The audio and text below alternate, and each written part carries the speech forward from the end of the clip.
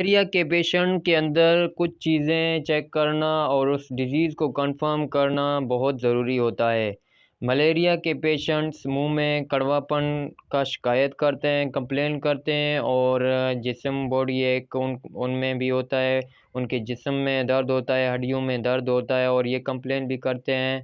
और दूसरी बात है कि मलेरिया के पेशेंट्स में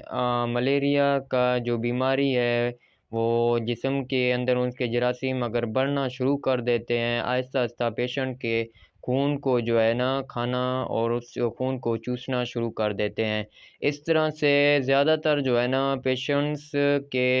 जो स्प्लीन तिल्ली है वो जो है ना उसमें खून की कमी आना स्टार्ट हो जाता है और स्प्लीन तिल्ली जो है ना पेशेंट्स का बढ़ना शुरू कर देता है। ये अलामत भी मलेरिया के पेशेंट्स में पाया जाता है और थैलेसीमिया माइनर के पेशेंट्स में भी स्प्लीन तिल्ली बढ़ जाता है। लेकिन मलेरिया के अंदर भी ये बीमारी जो है ना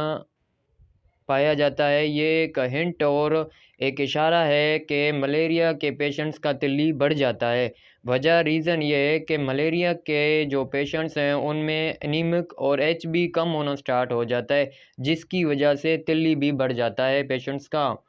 और एचबी भी कम हो जाता है। और दूसरी बात है मलेरिया के पेशेंट्स में जो है ना प्लेटलेट्स कम होना स्टार्ट कर देते हैं और सफ़ेद खुलिये जो है ना वो कम होना स्टार्ट कर देते हैं। प्लेटलेट्स की कमी होने की वजह से जो है ना बहुत ज़्यादा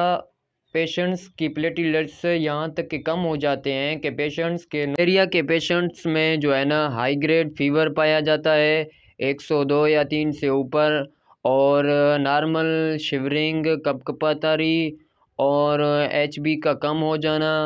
और तिल्ली का बढ़ जाना और होमोग्लोबिन एचबी का कम हो जाना और उसके साथ-साथ वीकनेस और पेशेंट्स का जो है ना बीपी भी कम होना स्टार्ट हो जाता है क्योंकि उसके अंदर वीकनेस आना और कमज़ोरी का बेइंतहाई होना और साथ-साथ जो है ना हेडेक का भी कंप्लेन करता है और पेशेंट्स के अंदर ये सारी अलामतें जो है ना मलेरिया के अंदर पाया जाते हैं।